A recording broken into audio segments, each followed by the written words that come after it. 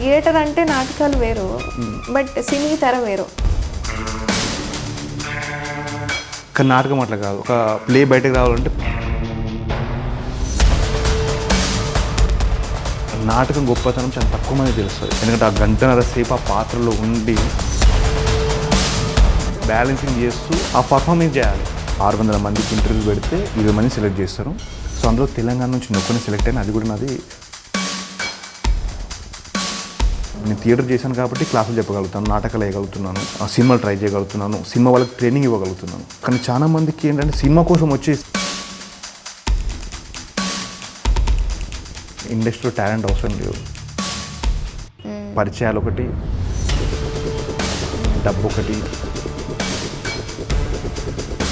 అంటే నాకు బాగా తెలిసిన విషయం, లైక్ బలగంలో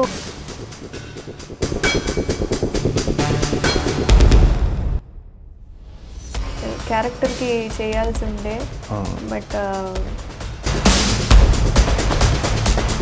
రిహార్సల్ వరకు, రేపు షూటింగ్ వరకు వెళ్ళి వెంటనే తిరిగి వచ్చారు, వద్దన్నారు అని చెప్పి